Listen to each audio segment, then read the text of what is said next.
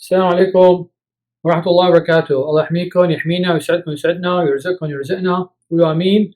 رجعنا لكم حلقة جديدة، شغلة بسيطة كتير وطيبة، هي شلون نساوي طاطا بركي.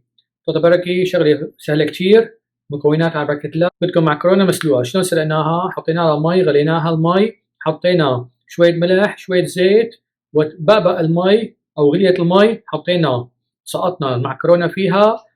10 دقايق استوت، صفينا الميات منها. هاي هي بالصحن سخنة. انتبهوا على ايديكم. بدنا شوية لحمة مشان نقليها بشوية زيت، بدنا صنوبر كمان مشان نحمره مع اللحمة.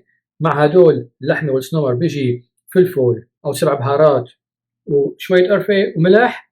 هلا مشان نحط على المعكرونة بدنا لبن شي كاسة كاسة ونص، معها بنحط فيها بعد ما نهرسهم سنين توم مهروسين وشوية ملح، بنحطه على وش المعكرونة. وبعدين اللحمة اللي نحن قليناها مع الصنوبر على وش اللبنات، وبنزينها بفليفلة حمراء حدة أو مو حدة مثل ما بدكم انتو.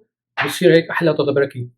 يلا على بركة الله. هلا شو نساوي؟ هلا شي 3-4 معالق زيت، نحط اللحمة،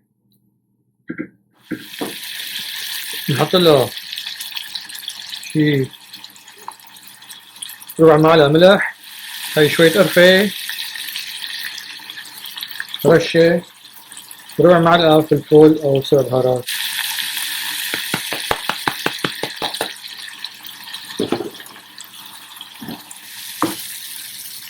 نضيف لها صنوبر، نطفي تحتها مشان التومات مشان ما ينطوا بالهاون، نحط لهم شوية ملح فبيلزقوا بالأرض تبع الهاون. فبندقهم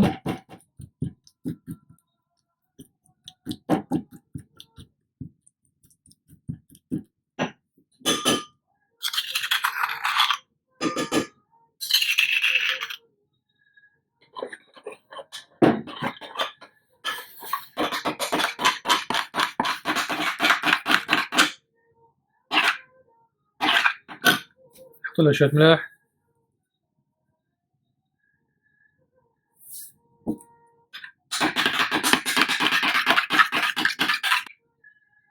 هلا بنحط على وش المعكرونة اللبنات، وبنحط اللحمة والصنوبر. ويا سلام ويا سلام، هاي طاطا بركي ولا أحلى منه. وبنرش عليه شوية فليفلة حلوة حلبية، اللي عنده بقدونس كمان بصير بقدونس.